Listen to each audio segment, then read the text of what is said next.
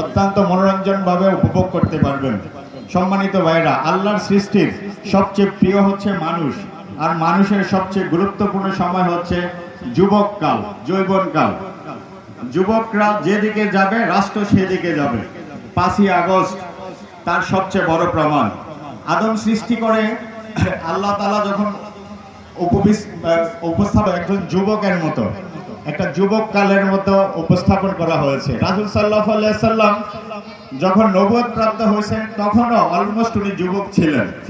এরপরে হযরত আবু বকর যখন ইসলাম কবুল করেন তখন ওনার বয়স ছিল 38 বছর, অর্থাৎ যুবক, পূর্ণাঙ্গ যুবক।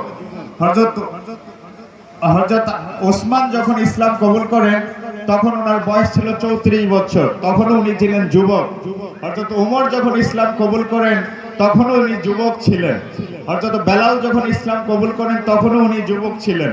অর্থাৎ ইসলামের সবচেয়ে গুরুত্বপূর্ণ কাজগুলা এই যুবকরাই করেছেন এবং এই যুবকদের মাধ্যমে আল্লাহ তার ইচ্ছেগুলো প্রতিষ্ঠিত করেছে।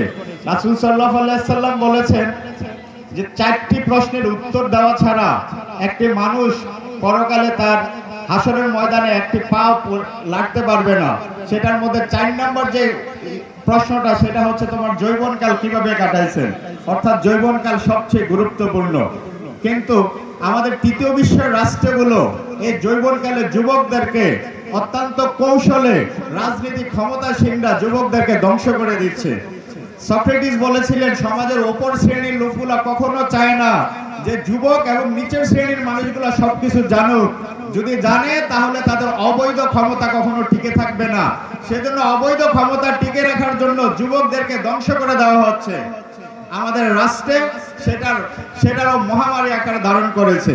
অত্যন্ত দুঃখের সাথে বলতে হয়, এই বাংলাদেশে প্রতি বছর 75,000 কোটি টাকার মদ বিক্রি হয় এবং 15,000 কোটি টাকার সিগারেট বিক্রি হয়। এবং যুবকদেরকে ধ্বংস করার জন্য যত রকমের আয়োজন আছে রাষ্ট্রের পক্ষ থেকে সেটা করা হয়ে থাকে বেশিরভাগ ক্ষেত্রে। এবং বিশ্বের 206টি রাষ্ট্রের মধ্যে নীল ফিল্ম দেখায় বাংলাদেশ হচ্ছে 6 নাম্বার। অর্থাৎ আমরা মুসলিম দাবি করি, অথচ আমাদের কত অধঃপতন হয়ে আছে। সেজন্য এই যুবক যেন পরিকল্পিতভাবে কোন শোষকের হাতিয়ার হিসাবে প্রতিষ্ঠিত না হয়, সেজন্য জামাত ইসলামের এই যুব বিভাগের ব্যবস্থা করা হয়েছে যে যুবকদেরকে অন্যায় অপরাধ থেকে বিরত রেখে তাদেরকে ইসলামের আলোয় আলোকিত করে একটি সুন্দর, সুখী, সমৃদ্ধ বাংলাদেশ গঠন করবে। যুবকরাই সেটার হবে একবারে নেতৃত্ব দানকারী প্রথম মাধ্যম। সেজন্য এই জামাত ইসলামের এই যুব বিভাগে যারা আছেন তাদেরকে উদাত্ত আহ্বান জানাচ্ছি, এই যুবকদেরকে, সমাজের যুবকদেরকে এই ছায়াতলে আনবেন।